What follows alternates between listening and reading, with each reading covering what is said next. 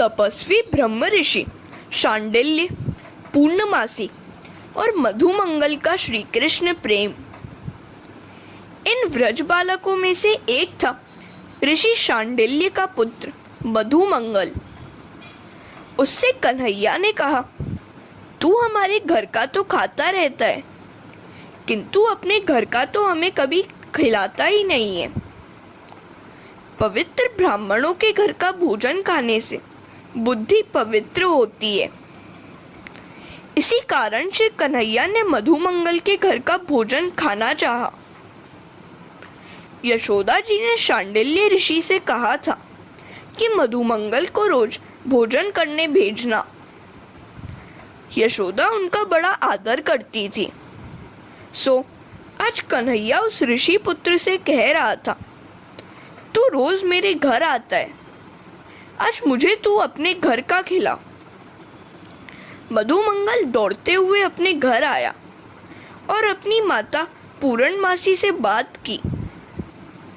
शांडिल्य ऋषि ब्रह्म मुहूर्त में शय्या त्याग करते थे, किंतु उनका नित्य कर्म रात्रि के 8 बजे समाप्त होता था। माता को बड़ा आनंद हुआ, किंतु अभी तक रसोई बनाई ही नहीं थी। शांडिल्य ऋषि प्रातः काल में गायत्री मंत्र की 24 माला फेरते थे। पंचायत देवों की पूजा, पंच देवों का अभिषेक, विश्वदेव यज्ञ होम, मध्याह्न संध्या, विष्णु सहस्त्र नाम पाठ, भागवत पाठ और अंत में भगवान के नामों का 21 जप करते थे। इतना सब करते करते सांझ ढल जाती थी। इन तपस्वी ब्राह्मण को खाने तक का समय नहीं मिलता था, सो वे रात्रि के समय फलाहार करते थे। वे एक बार भजनानंद मिला नहीं कि फिर भोजन आनंद, सांसारिक सुख नीरस लगते हैं। हमारे जीव को भजन में आनंद नहीं मिलता है, सो अन्य विषयों में आनंद ढूंढता रहता है। ब्राह्मण अवतार तप करने के लिए, विलास के लिए नहीं। भगवान नहीं चाहते हैं कि ब्राह्मण विलासी हो जाए। वैश्य और क्षत्रिय का विलास तो कुछ अंशों में क्षम्य है, किंतु ब्राह्मण का विलास अक्षम्य है। यदि अंतकाल तक ब्राह्मण पवित्र रहे, विलास की कामना तक न करे, तो भगवान उसे दिव्य आनंद देते हैं। पतिव्रता का धर्म है कि जब तक पति ने भोजन न किया हो, तब तक वह भी भोजन न करे। शांडिल्य और पूर्णमासी अत्यंत पवित्र थे। पूर्णमासी के भी पति के साथ साथ फलाहार ही करती थी। उनका एकमात्र पुत्र मधुमंगल तो यशोदा के घर भोजन कर लेता, अतः पूर्णमासी कभी रसोई बनाती ही नहीं। यदि स्त्री अपने पति के प्रति ईश्वरत्व का अनुभव नहीं करती है, ईश्वर का भाव नहीं रखती है, तो उसे पत्थर की मूर्ति में से कभी भगवान नहीं मिलेंगे। जीवन की आवश्यकताओं के घटते बढ़ने के साथ पाप पुण्य घटते बढ़ते रहते हैं। चाहिए का तो कभी अंत ही नहीं है, सो अपनी आदत और जरूरत कम करते रहो।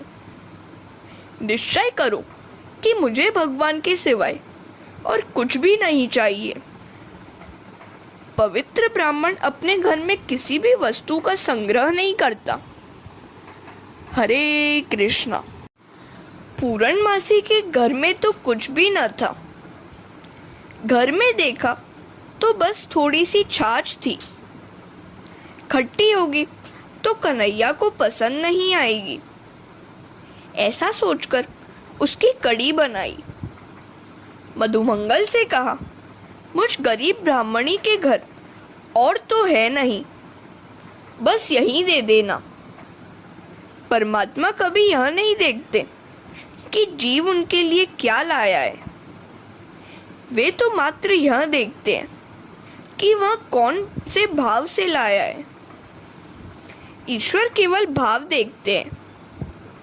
वस्तु को देखने वाला जीव है, और भाव को देखने वाले हैं भगवान। भगवान को हमेशा सर्वोत्तम वस्तु का भोग लगाओ। तो मधुमंगल वह छाछ लेकर आया। अन्य सभी बालक तो भांति भांति की मिठाई लाए थे, इसीलिए मधुमंगल ऐसी छाछ देते हुए शर्माने लगा। उसने सोचा कि यदि मैं ऐसी छाछ कन्हैया को दूंगा तो मुझे सारा जन्म ऐसी खट्टी छाछ ही पीनी पड़ेगी।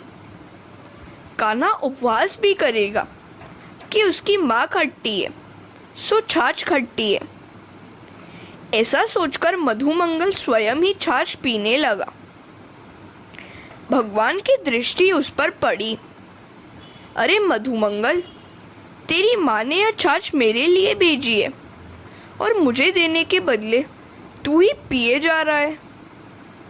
मेरी मौसी पूरणमासी ने यह मेरे लिए बड़े प्यार से भेजी है, मुझे भी तो पीने दे। मधुमंगल जल्दी जल्दी पीने लगा। कन्हैया झपट कर उसके पास आया और मटकी अपने हाथ में ले ली, किंतु वह तो खाली हो गई थी। जब कन्हैया ने देखा कि मधुमंगल के मुंह पर थोड़ी सी छाछ लगी है तो उसका मुंह चाटने लगा। यह सब चल रहा था। उसी समय वह ब्रह्मा जी का आगमन हुआ।